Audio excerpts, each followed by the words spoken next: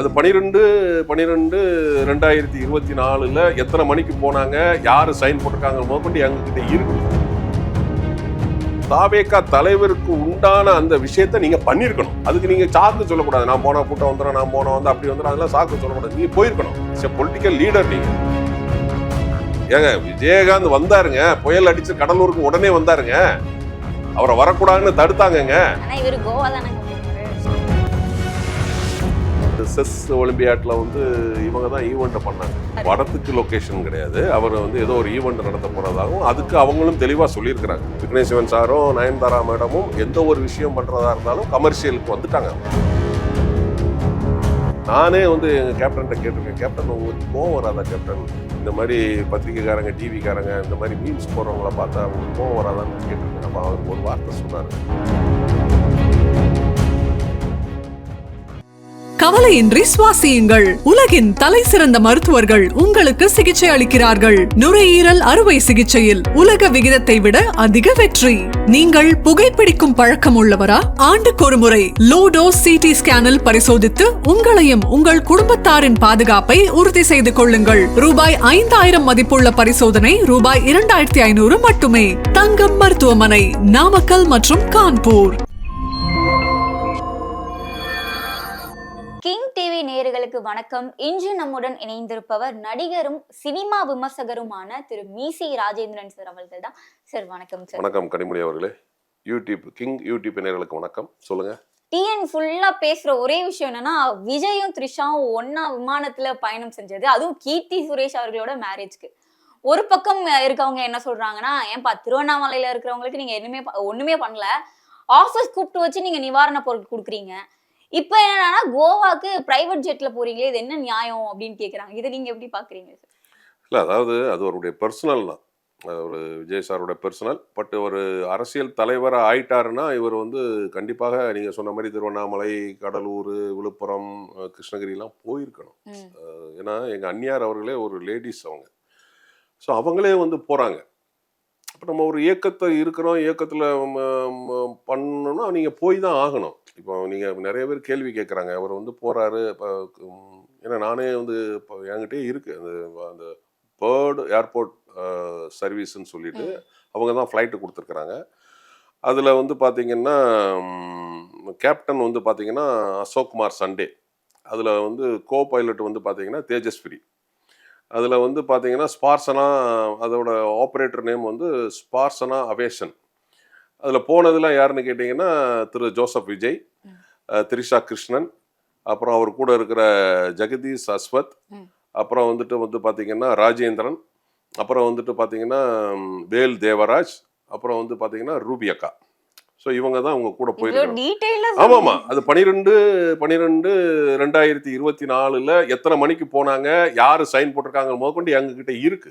ஏன்னா நம்ம வந்து எப்பவுமே வந்து உண்மையே பேசுவோம், வெட்டு ஒன்று துண்டு ரெண்டு பேசுவோம். பட் இது வந்து நமக்கு தேவையில்லை, இருந்தாலும் இருக்கு, நம்ம கிட்ட இருக்கு. ஸோ இது வந்து அவங்க பர்சனல். நீங்க உங்க சக நடிகை உங்களோட நடிச்ச அவங்க கீர்த்தி சுரேஷ் மேரேஜுக்கு போறீங்க. பட் ஓகே, அது போகலாம், அதில் வந்து மாற்றுக்கிறதே கிடையாது. உங்களுடைய பர்சனல், உங்களுடைய பணம், நீங்கள் தனி ஏர்போர்ட்டில் ஃப்ளைட்டில் போகிறீங்க, அதெல்லாம் உங்கள் இஷ்டம். பட் நீங்கள் இன்னைக்கு உங்களை வந்து வாட்ச் பண்ணிட்டு இருக்கிறாங்க. அப்போது நீங்கள் ஒரு பொலிட்டிக்கல் லீடர் ஆயிட்டீங்க. தாவேகா தலைவர்னு தான் இப்போ சொல்கிறாங்களே தவிர நடிகர் விஜய்னு நிறைய இடங்கள் இப்போ சொல்லலை. அப்போ நீங்கள் தாவேகா தலைவருக்கு உண்டான அந்த விஷயத்த நீங்கள் பண்ணியிருக்கணும். என்னைய பொறுத்த வரைக்கும் கேட்டால், நீங்கள் தனி ஃப்ளைட்ல வந்து கோவாவுக்கு பனாச்சிக்கு கீர்த்தி சுரேஷோட போறீங்க, திரிஷாவோட போறவங்க, உங்க தனிப்பட்ட விஷயம், உங்க பர்சனல். ஆனாலும் நீங்க தலைவர் ஆனதுக்கு அப்புறம் நீங்க போயிருக்கணும். அதுக்கு நீங்க சாக்கு சொல்லக்கூடாது. நான் போன கூட்டம் வந்துடும், நான் போன வந்து அப்படி வந்துடும், அதெல்லாம் சாக்கு சொல்லக்கூடாது. நீங்க போயிருக்கணும். பொலிட்டிக்கல் லீடர் நீங்க. அப்ப நீங்க போயிருக்கணும். உங்க கட்சிக்காரங்களுக்கு, உங்களை சார்ந்த நிர்வாகிகளுக்கு நீங்க போயிருந்திருந்தால் இன்னும் நல்லா இருந்திருக்கும். இப்போ நீங்கள் இதில் கொஸ்டின் மார்க் ஆகும். இந்த 4 மாவட்டத்தில் உங்களுடைய ஓட் பேங்க் கொஸ்டின் மார்க் ஆகும். கடலூர், விழுப்புரம், திருவண்ணாமலை, கிருஷ்ணகிரி, இந்த 4 மாவட்டத்தில் உங்களுக்கு நிச்சயமாக ஃபியூச்சரில் அது அடிவாங்கும். நீங்கள் சொன்னீங்கல்ல, வந்து நாங்கள் வந்து கேப்டன் விஜயகாந்த் வந்து மிஸ் பண்ணி, நீங்கள் சொல்லலை, நிறைய பேர் சொன்னாங்க, நாங்கள் விஜயகாந்தை மிஸ் பண்ணிட்டோம், பட் விஜயை வந்து நாங்கள் மிஸ் பண்ண மாட்டோம்னு நிறைய பேர் பேசிக்கிட்டு இருக்காங்க. பட் இந்த 4 மாவட்டத்துக்காரங்க சொல்லுவான், ஏங்க விஜயகாந்த் வந்தாருங்க, புயல் அடிச்சு கடலூருக்கு உடனே வந்தாருங்க, அவரை வரக்கூடாதுன்னு தடுத்தாங்கங்க. ஆனா இவரு கோவா தானங்க போனாரு. அது நான் என்ன சொல்றேன்னா, கோவா போனாலுமே இங்க வந்திருக்கணும்ல. இப்போ கேப்டன் போனார, போய் கடலூர்ல நிவாரணம் கொடுத்தார, கடலூர்ல புயல் அடிச்சு உடனே நாங்கெல்லாம் கூட போனோமே. அவர் அப்ப கூட வந்து பாண்டிச்சேரியில அண்ணாமலை ஹோட்டல்ல இருந்து வெளியே வரவிடலையே.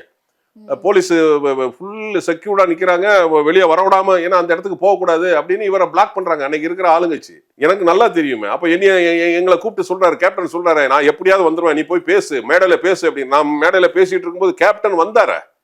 சோ நெருக்கடி இருக்கத்தான் செய்யும், அரசியலுக்கு வந்துட்டா நெருக்கடி இருக்கத்தான் செய்யும். அதெல்லாம் மீறி வரணும், மக்களை சந்திக்கணும்ல. நீங்க போங்க பர்சனல், அது நான் வந்து உங்களை வந்து தப்பே சொல்லல. மக்களை சந்திக்கும் போது கூட்டம் நெரிசல் அது சாக்கு போக்கு சொல்லக்கூடாதுங்க. நீங்க ஒரு தலைவர் ஆயிட்டீங்க, நீங்க நடிகர் கிடையாது. இப்போ நீங்க தலைவர். அவர் யோசிக்கலையோ சார், ஏன்னா ஒரு தலைவரா யோசிச்சிருந்தா இதை பண்ணிருக்க மாட்டாரோ. அது அவர் கூட இருக்கிறவங்க சொல்லியிருக்கணும், நீங்க வந்து போறணும் அப்படின்னு சொல்லி. நான் என்ன சொல்றேன்னா, நிச்சயமா போயிருந்திருக்கணும். ஒரு அரசியல் இயக்கத்துக்கு வந்துட்டீங்க, நீங்க கண்டிப்பா போயிருக்கணும். நீங்க வந்து அது பர்சனல், நீங்க திரிஷாவோட போங்க, யார் கூட வேணாலும் போங்க, அது உங்க பர்சனல். அதுல நீங்க ஏன் போறீங்க அப்படிலாம் நம்ம கேட்க முடியாது. அதே மாதிரி அந்த பணம் ஏர்போர்ட்டுக்கு, ஐ மீன் சர்வீஸுக்கு அவங்களுக்கு கொடுக்கறதுக்கு அவருடைய சொந்த பணம், உழைச்ச பணம். அது நீங்க வந்து கொடுக்க முடியும். இப்போ நான் இருக்கிறேன்னு வச்சுக்கங்களேன், நான் வந்து ஒரு இடத்துக்கு போறோம்னா அது என் பர்சனல், அது வந்து போகக்கூடாதுன்னு சொல்லி நம்ம இயக்கத்துல நம்ம சொல்ல முடியாது. இப்போ நான் என் ஊருக்கு திருநெல்வேலிக்கு போறேன், என் ஊருக்கு போறேன் அப்படின்னா நான் வந்து ஒவ்வொரு விஷயத்தையும் நம்ம கட்சியில சொல்லிட்டு போக வேண்டியதில்லை. ஆனால் கட்சி விஷயமா போகும்போது நம்ம சொல்லிட்டு போனோம். ஸோ அப்போ நீங்க ஒரு தலைவர் ஆயிட்டீங்க, நீங்க நிச்சயமா இந்த 4 டிஸ்ட்ரிக்ட் போயிருக்கணும். அது நீங்க மிஸ் பண்ணிட்டீங்க. சரி, இனிமே அவர் திருத்திக்குவார். த்ரிஷாவும் விஜயும் பற்றி தொடர்ந்து பல சர்ச்சைகள் வந்துட்டு இருக்கு. இந்த நிலையில இன்னொன்னு என்னன்னா வந்து ஜஸ்டிஸ் ஃபார் சங்கீதான்ற ஹேஷ்டாகும் ட்ரெண்டா போயிட்டு இருக்கு சார். ஏன்னா வந்து அவங்க இவரை நம்பிதான் வந்தாங்க. இப்போ அவங்களும் விஜய் கூட இல்ல, அமெரிக்கால இருக்காங்க. அண்ட் தென் வந்து அவங்க பையனும் விஜய் வீட்டுல கிடையாது, அவரும் தனியா போயிட்டாரு. இவர் இப்படி பண்றது வந்து அவருக்கு பிடிக்காம தனி வீட்டுக்கு போயிட்டாரு அப்படின்னு பல இது வருது. ஜஸ்டிஸ் ஃபார் சங்கீதான்றது ரொம்ப ட்ரெண்டா போயிட்டு இருக்கு இப்போ. இல்லை, அதுதான் சொல்றேன். நீங்க வந்து அது வந்து பர்சனல், நம்ம வந்து உள்ள இன்டீரியரா போக முடியாது. பட் அவர் அரசியல் கட்சி ஃபுல் பிளட்ஜா வந்ததுக்கு அப்புறம் நம்ம வந்து அது மேடையில வந்து எதிர்கட்சிக்காரங்களே பேசிடுவாங்க, நம்ம பேச வேண்டிய அவசியமே இல்லை. அது எதிர்கட்சிக்காரங்களே பேசிடுவாங்க. இருந்தாலும் அது வந்து பர்சனல் விஷயம். இப்போ வந்து நீங்க வந்து அரசியல் தலைவர் விஜய் சாரை பத்தி கேளுங்க, நான் சொல்றேன். அரசியல் தலைவர் வந்து இப்போ நீங்க சொன்னீங்க கரெக்ட், அவர் போகல 4 டிஸ்ட்ரிக்ட் நம்ம சொல்லலாம். அதே மாதிரி வந்து பார்த்தீங்கன்னா மேடையில் வந்து எல்லாருக்குமான தலைவர் அண்ணல் அம்பேத்கர் இதில் வந்து திருமாவளவன் அவர்கள் இங்கே வராததுக்கு காரணம் அப்படின்னு சொல்லிட்டு ப்ரெஷர் அப்படின்னு தான் சொல்றாரு. அதை வந்து நீங்க சொல்லக்கூடாது. ஒரு அரசியல் இயக்கத்து தலைவர், நீங்க ஒரு கட்சி ஆரம்பிச்சிட்டீங்க, அடுத்தால இன்னொரு கட்சி தலைவர் இங்க வந்து வரலன்னா நீங்க அதை பத்தி பேசக்கூடாது. இது நாகரிகம். நீங்க வந்து எதுக்கு போயிருக்கீங்களோ அதை பேசுங்க. அண்ணல் அம்பேத்கரை பத்தி பேசுனீங்க, ஓகே கரெக்டு. அந்த இடத்துல நீங்க வந்து இதை பேசியிருக்க கூடாது. அதே மாதிரி இன்னைக்கு யாருன்னே தெரியாத ஆதவ அர்ச்சனாவை வந்து உங்க மீடியாவும் இதுவும் சேர்ந்து தூக்குறாங்க. ஆதவ அர்ச்சனா வந்து அப்படி இப்படின்னு. இதே ஆதவ அர்ச்சனா 2015 திமுகவில் தான் வந்தார். பிகேவோட பிரசாந்த் கிஷோர் அவர்களோட ஐபேக் டீமில் தான் இவர் இருந்தார். அப்போ வந்து நீங்கள் திமுகவில் தான் பயணம் பண்ணீங்க. அப்புறம் நீங்கள் டிசம்பர் 9ஆம் தேதி 1000 கைகள் தடுத்தாலும் ஆதவனை தடுக்க முடியாதுங்கிறீங்க. 10ஆம் தேதி வந்து டிசம்பர் 10 மன்னராட்சின்னு சொல்லி இந்த புக்கு வெளியீட்டு விழால சொல்றீங்க. அதுல 11ஆம் தேதி உடனே சொல்றீங்க வீழ்வேன் என்று நினைத்தையா அப்படின்னு சொல்லி சொல்றீங்க. புரியுதா? நீங்க வந்து திரு ஆதவ அர்ஜுனா அந்த மேடையை வந்து தனக்கான மேடையா ஆக்கிக்கிட்டாரு. அந்த இடத்துல நீங்க அரசியல் பேச வேண்டிய அவசியம் கிடையாது, மன்னராட்சின்னு சொல்ல வேண்டிய அவசியம் கிடையாது. நீங்க என்ன போயிருக்கீங்க, புத்தக வெளியீட்டு விழாவுக்கு போயிருக்கிறீங்க, ஆனந்த விகடன் பிரசுரம் பண்றாங்க. அப்ப நீங்க அதை பத்தி பேசுங்க, புத்தகத்தை பத்தி பேசுங்க, ஆனந்த விகடனை பத்தி பேசுங்க. இது மேடை நாகரிகம். அந்த மேடை நாகரிகத்தை மிஸ் பண்ணிட்டாரு விஜய் சாரும், மிஸ் பண்ணிட்டாங்க, ஆதவ அர்ஜுனா சாரும் மிஸ் பண்ணிட்டாங்க. அப்போ விஜய் சார் வந்து அந்த இடத்துல போய் திருமாவளவன் சாரை பத்தி பேச வேண்டிய, அண்ணனை பத்தி பேச வேண்டிய அவசியமே கிடையாது. அதே மாதிரி திருமாவளவன் அவருக்கு சரியான ஒரு முடிவு எடுத்தார். அவர் தலைமை பண்பை காட்டினார். 6 மாசம் இடைநீக்கம்னாரு.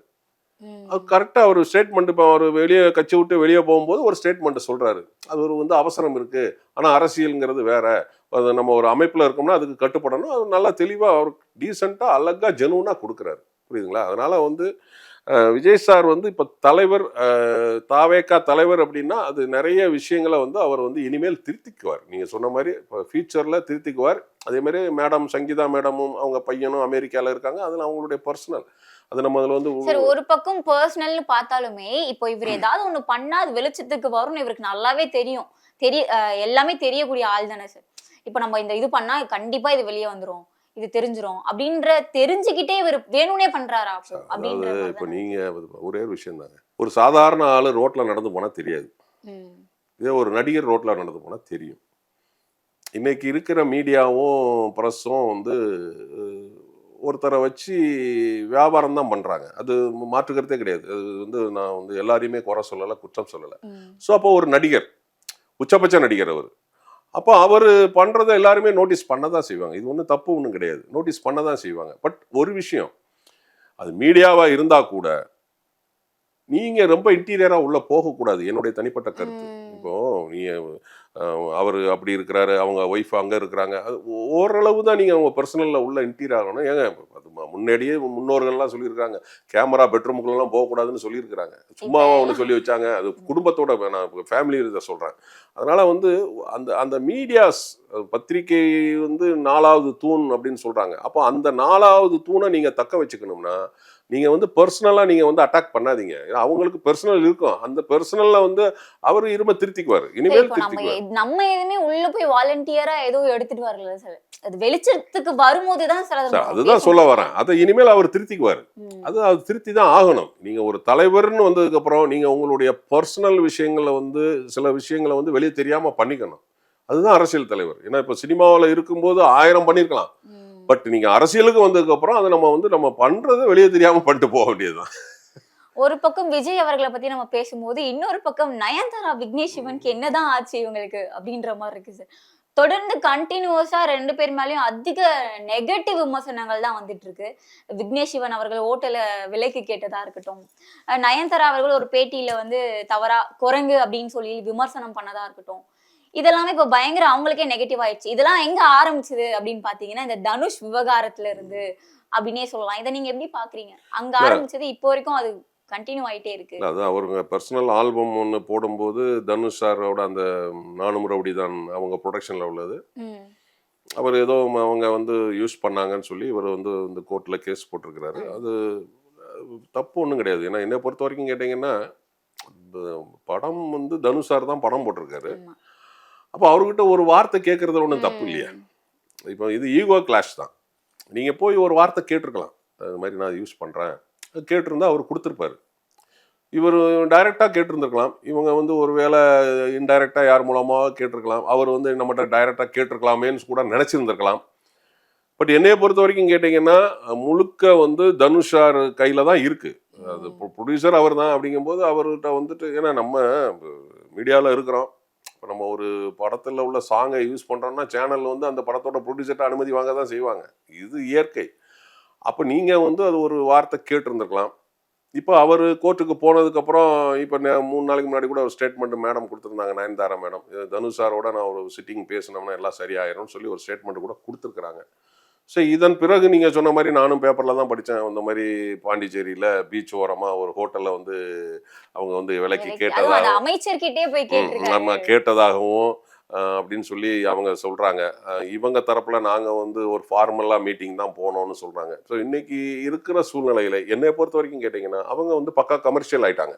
ஏன்னா திரு விக்னேஷ் சிவன் அவர்களும் மேடம் அவர்களும் வந்து பார்த்திங்கன்னா இப்போ ஒரு கமர்ஷியல் பாயிண்ட் ஆஃப் வியூ ஆகிட்டாங்க.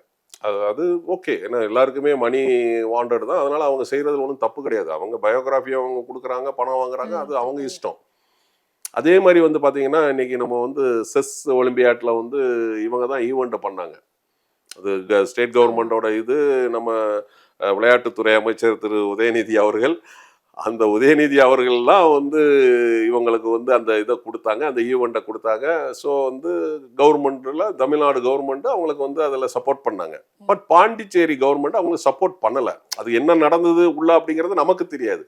அந்த கான்வர்சேஷன் என்ன நடந்தது, அந்த சுற்றுலாத்துறை அமைச்சருக்கும் திரு விக்னேஷ் சிவன் சாருக்கும் என்ன கான்வர்சேஷன் நடந்ததுங்கிறது நமக்கு உங்களுக்கும் எனக்கும் என்ன தெரியாது. சொல்றாங்கன்னா முதல்ல அவர் சிஎம் கிட்ட தான் பேச ட்ரை பண்ணாராம் சார், பட் சுற்றுலாத்துறை அமைச்சர் கிட்ட பேசியிருக்காரு. இதெல்லாம் வந்து ரொம்ப வெளிச்சத்திற்கு வந்ததுக்கு பிறகு நான் வந்து அதெல்லாம் ஒன்றும் பேசலைங்க, நான் படத்துக்கு லொகேஷன் பார்க்க தான் போனேன் அப்படின்னு சொல்றாரு. படத்துக்கு லொகேஷன் கிடையாது, அவர் வந்து ஏதோ ஒரு ஈவெண்ட் நடத்த போறதாகவும் அதுக்கு அவங்களும் தெளிவா சொல்லியிருக்கிறாங்க. நீங்கள் வந்து வேணா 2க்கு எடுத்து பண்ணுங்கன்னு சொல்லி அவங்க சைடும் சொன்னதாகலாம் நான் படித்தது தான், பத்திரிக்கையில் நான் படித்தது தான், டிவியில் பார்த்தது தான். ஸோ வந்து பொதுவாகவே வந்து நம்ம பாண்டிச்சேரியோட சிஎம் வந்து யார் வேணாலும் சுலபமா பாத்திர முடியும். ஏன்னா அவர் எளிமையானவர், அவர் வந்து ரொம்ப எளிமையானவர், யார் வேணாலும் போய் பாத்திர முடியும். இப்போ வந்து சாதாரண ஒரு பப்ளிக்கே போய் பார்க்கும்போது இவங்க வந்து மிகப்பெரிய உச்ச நட்சத்திரம், அவர் வந்து டைரக்டர், அதனால ஈஸியா போய் பார்த்துடலாம். ஸோ இப்போ அவங்களுக்குள்ள நடந்த கான்வர்சேஷன் என்னன்னு நமக்கு தெரியாதுல்ல. நம்ம வந்து பத்திரிகையில படிச்சு தானே நம்ம வந்து பண்றோம், தெரிஞ்சுக்கிறோம். ஸோ வந்து உள்ள நடந்த விஷயம் நமக்கு தெரியாது. பட் எனிவே எதா இருந்தாலும் அவங்க கமர்ஷியல்ல தான் இருக்காங்க. யாரு விக்னேஷ் சிவன் சாரும் நயன்தாரா மேடமும் எந்த ஒரு விஷயம் பண்றதா இருந்தாலும் கமர்ஷியலுக்கு வந்துட்டாங்க அவங்க. ஸோ அதனால வந்து அவங்க வந்து போயிருக்கலாம், மேபி இருக்கலாம், கமர்ஷியல் பாயிண்ட் ஆஃப் வியூல போயிருக்கலாம், அது நமக்கு தெரியாது. பட் எனிவே அதை நம்ம வந்து படிச்சதுனால தான் நம்ம சொல்றோம். ஃபியூச்சர்ல என்ன நடக்குதுன்னு நமக்கு தெரியாது. பட் அந்த சர்ச்சைகள் வந்து இப்போ வந்துகிட்டு இருக்கு. அது காரணம் தான் நான் சொல்ல வரேன். சாதாரண ஒரு லேமன் தெருல நடந்தா தெரியாது. சினிமாக்காரங்க எது பண்ணினாலும் அது வந்து விமர்சனத்துக்கு ஆளாகிருது. ஒரு மூவிஸோட ப்ரொமோஷன்ல கூட பார்ட்டிசிபேட் கலந்துக்காத நயன்தாரா வந்து இப்போ யார் என்ன பேசினாலும் அதுக்கு ரெஸ்பான்ஸ் பண்ண ஆரம்பிச்சாங்க. அது எங்க இருந்து ஸ்டார்ட் ஆச்சுன்னா தனுஷ் அவர்கள்ல இருந்தே நம்ம சொல்லலாம். அதுக்கு லெட்டர் பேர் விட்டதா இருக்கட்டும், ஒரு இன்டர்வியூல வந்து இவங்களை பத்தி விமர்சனம் செஞ்ச ஒரு 3 பேரை வந்து குரங்குகள் அப்படின்னு சொல்லி அவங்க விமர்சனம் பண்ணியிருக்காங்க சார். இது எந்த அளவுக்கு சார் நம்ம பார்க்க? அது சோசியல் மீடியா 3 பேருன்னு சொன்னாலே அது சோசியல் மீடியா தான். அது ஆக்சுவலாக வந்து அதான் சொல்கிறேன்ல, பர்சனலாக நம்ம யாரையுமே அட்டாக் பண்ணக்கூடாது. எல்லாருமே பேசத்தான் செய்வாங்க. அப்படி பார்த்தா கேப்டன் எல்லாம் பேசாத பேச்சா மீடியாஸ்லாம்? கேப்டன் என்ன பேச்சு பேசுறாங்க மீடியாஸ் இன்னைக்கு? அதே மீடியாஸ் தான் கேப்டன் தூக்கி வச்சு கொண்டாடுறாங்க. புரியுதுங்களா? அதனால நானே வந்து எங்கள் கேப்டன்கிட்ட கேட்டிருக்கேன், கேப்டன் உங்களுக்கு கோவம் வராதா கேப்டன்? இந்த மாதிரி பத்திரிக்கைக்காரங்க, டிவிக்காரங்க இந்த மாதிரி மீம்ஸ் போடுறவங்கள பார்த்தா அவங்களுக்கு கோவம் வராதான்னு நான் கேட்டிருக்கேன். அப்போ அவர் ஒரு வார்த்தை சொன்னாருங்க, கோல்டன் வேர்டுங்க, நம்மளை வச்சு சம்பாத்தியம் பண்ணுறாங்க, சம்பாத்தியம் பண்ணிட்டு போட்டோம். ஸோ இதுதான். ஸோ வந்து மேடம் வந்து அந்த மாதிரி சொல்லியிருந்தாங்கன்னா அது வந்து பர்சனல் அட்டாக் பண்ணக்கூடாது. ஏன்னா நம்மெல்லாம் வந்து சினிமா கலைஞர்கள் வந்து 1000 விமர்சனங்களை தாங்கிக்கணும். யாரா இருந்தாலும் விமர்சனத்தை நம்ம தாங்கிக்கணும். ஸோ இவங்களுக்கு வந்து அந்த அந்த அந்த தாங்குற பக்குவம் இல்லையோன்னு தான் நான் நினைக்கிறேன். ஸோ அது அந்த அந்த மாதிரி சொல்லிடக்கூடாது. ஏன்னா ஒன்றுக்கு நம்ம வந்து அந்த மாதிரி பதில் சொல்லிட்டு இருக்க முடியாதுல்ல. இப்போ இவங்க அப்படிதான் பண்ணிட்டு இருக்காங்க. மேபி மார்க்கெட் இல்லாம போனதுனால கூட உட்கார்ந்து எல்லாருக்கும் ரெஸ்பான்ஸ் பண்ணிட்டு இருக்காங்க. அப்படி சொல்ல முடியாது. மேடம் கூட படம் நடிச்சுக்கிட்டு இருக்காங்க, அவர் கூட டைரக்ட் பண்ணிட்டு இருக்காங்க. ஃபர்ஸ்ட் கம்பேர் பண்ணி பாக்கும்போது நம்ம இப்போ வந்து அதாவது மார்க்கெட்டை வந்து நிர்ணயம் பண்றது ப்ரொடியூசரும் மக்களும் தான் நிர்ணயம் பண்ணணும். நம்ம மாதிரி மீடியாக்காரங்க நம்ம நிர்ணயம் பண்ண முடியாது, கூடாது. அது வந்து தப்பு. ஸோ வந்து அவங்க படம் நடிச்சுக்கிட்டு தான் இருக்கிறாங்க. இப்போ வந்து அப்படி பார்த்தீங்கன்னா மேடம் ஸ்ரீதேவி மேடம்லாம் வந்துட்டு கல்யாணம் முடிஞ்சதுக்கப்புறம்லாம் நல்லா மார்க்கெட்டாக தான் இருந்தாங்க. வந்து சினிமாவை பொறுத்த வரைக்கும், அரசியலை பொறுத்த வரைக்கும் வயசுலாம் கிடையாது.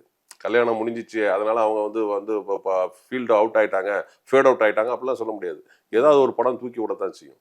அதனால அதை நம்ம நிர்ணயம் பண்ண முடியாது, கணிக்க முடியாது. ஸோ வந்து மேடம் வந்து அதை வந்து அவங்க வந்து அந்த பக்குவமாக அதை ஹேண்டில் பண்ணியிருக்கணும். ஏன்னா வந்து அந்த மாதிரி வந்து தரக்குறைவான வார்த்தைகளை பேசக்கூடாது. பட் எனிவே அவங்க வந்து ஒரு விஷயங்க, அந்த ஆடியோ ரிலீஸுக்கு அவங்க வரல போகலை, இப்போ எல்லாத்துக்கும் வர்றாங்க அப்படின்லாம் சொல்கிறீங்க. அந்த நேரம் அவங்க வந்து ரொம்ப பிஸியாக இருந்துக்கலாம். இங்கே வந்து இந்த ஆடியோ ரிலீஸ் டயத்தில் அவங்க வேற ஒரு படம் ஷூட்டிங்கில் எங்கேயாவது வெளி ஸ்டேட்லேயோ வெளி இதுலேயோ வெளி டிஸ்ட்ரிக்ட்லேயோ கூட இருந்திருக்கலாம், அதனால கூட வராமல் இருக்கலாம். ஸோ வந்து பார்த்தீங்கன்னா அதை நம்ம வந்து குறையா குற்றமாகவும் சொல்ல முடியாது. இப்போ வந்து திரு அஜித் அவர்கள்லாம் பார்த்தீங்கன்னா எந்த ஒரு ஃபங்க்ஷன்லையுமே அவர் கலந்துக்க மாட்டார்.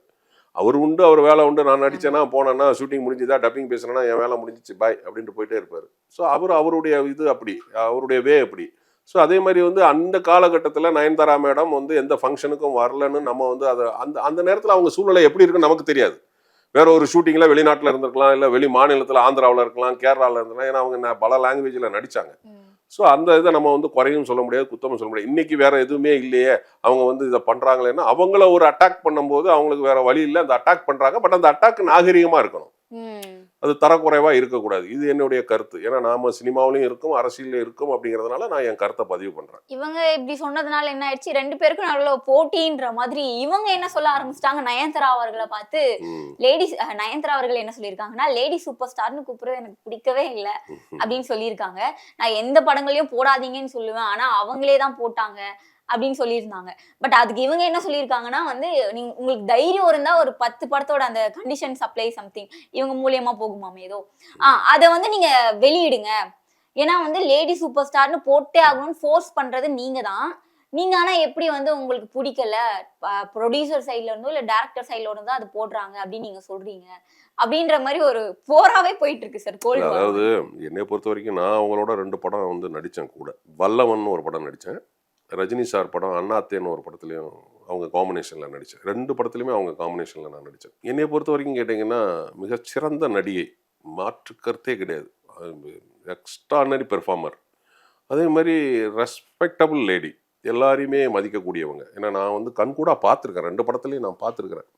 ஏன்னா நான் அவங்க வல்லவன் நடித்து முடித்து கிட்டத்தட்ட ஒரு 16 17 வருஷம் 18 வருஷம் கழித்து தான் நான் வந்து அவங்கள மீட் பண்ணுறேன். ராமோஜிராவ் ஃபிலிம் சிட்டியில் அண்ணாத்தே படத்துக்கு நான் அவங்கள மீட் பண்ணுறேன். 18 வருஷத்துக்கு 17 16 வருஷத்துக்கு முன்னாடி அவங்க என்ன ரெஸ்பெக்ட் கொடுத்தாங்களோ அதே ரெஸ்பெக்ட் தான் கொடுத்தாங்க. ஸோ அதெல்லாம் வந்து ஏன்னா அவங்கள வந்து தப்பாலாம் சொல்லவே முடியாது.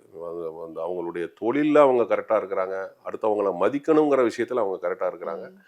பட் இதில் வந்து லேடி சூப்பர் ஸ்டார் வந்து அவங்க தான் போடணும் அப்படின்னு சொல்லி அவங்க வந்து யாரையுமே வந்து வலுக்கட்டாயமாக சொல்லியிருக்க மாட்டாங்க. ஏன்னா அது வந்து ப்ரொடியூசர் டைரக்டர் எடுக்கிற முடிவு தான். இப்போது ஒரு டைரக்டர் என்ன சொல்கிறாரோ அதை தான் ஆர்டிஸ்ட் கேட்பாங்க. அது வந்து எனக்கு பண்ணுங்க போடுங்க அப்படிங்கலாம் வந்து யாருமே நிர்பந்தம் பண்ண மாட்டாங்க எனக்கு தெரிஞ்சு. ஏன்னா நான் சினிமாவில் 38 வருஷமாக இருக்கிறேன், அதனால் நான் சொல்கிறேன், சினிமாவில் இருக்கிறதுனால நான் சொல்கிறேன், நிர்பந்தம் பண்ண மாட்டாங்க. ஏன்னா ஒருத்தருங்க கொடுத்துட்டாங்கன்னா அடுத்தவங்க ஆட்டோமேட்டிக்காக அதை போடுவாங்க. இப்போ வந்துட்டு எல்லாருக்குமே அது வருதுங்க. எனக்கு ஒரு படம் நடிச்சிட்டாலே வசூல் சக்கரவர்த்திங்கிறான், ஒரு படமே 50 கோடி 100 கோடி ஓடிச்சுன்னா அடுத்த படத்தில் வசூல் சக்கரவர்த்திங்கிறாங்க. அது அவராக கொடுத்தாரு, ப்ரொடியூசர் போடுறாங்க, அவங்க வியாபார யுக்திக்காக அதை வந்து போடுறாங்க. அதுக்காக வந்து இவங்க தான் வந்து போட சொன்னாங்க அப்படிங்கிறதுக்கு ஆதாரம் இருக்குது அப்படின்னு சொல்லி சொல்கிறாங்கன்னா அந்த ஆதாரத்தை அவங்க பொது வெளியில் காட்ட வேண்டியதுதான். அது வந்து நம்ம இதை வந்து ஒரு ஒரு ஒரு விவாதமாக நம்ம கொண்டு போக வேண்டிய அவசியம் இல்லை. என்னுடைய பாயிண்ட் ஆஃப் வியூவில் நான் சொல்கிறேன். உங்கள் நேரத்தை ஒதுக்கி கருத்துக்களை பதிவு செய்தமைக்கு நன்றி. நன்றி கனிமொழி அவர்களே. கிங் யூடியூப் நேயர்களுக்கு வணக்கம், நன்றி. மீண்டும் ஒரு நல்ல நிகழ்ச்சியில் சந்திக்கிறேன். நேற்று இன்று நாளை என்றுமே நான் உங்கள் நடிகர் மீசை ராஜேந்திரன். நன்றி, வணக்கம். கவலையின்றி சுவாசியுங்கள். உலகின் தலை சிறந்த மருத்துவர்கள் உங்களுக்கு சிகிச்சை அளிக்கிறார்கள். நுரையீரல் அறுவை சிகிச்சையில் உலக விகிதத்தை விட அதிக வெற்றி. நீங்கள் புகைப்பிடிக்கும் பழக்கம் உள்ளவரா? ஆண்டுக்கு ஒரு முறை லோ டோஸ் சிடி ஸ்கேனில் பரிசோதித்து உங்களையும் உங்கள் குடும்பத்தாரின் பாதுகாப்பை உறுதி செய்து கொள்ளுங்கள். ரூபாய் 5000 மதிப்புள்ள பரிசோதனை ரூபாய் 2500 மட்டுமே. தங்கம் மருத்துவமனை, நாமக்கல் மற்றும் கான்பூர்.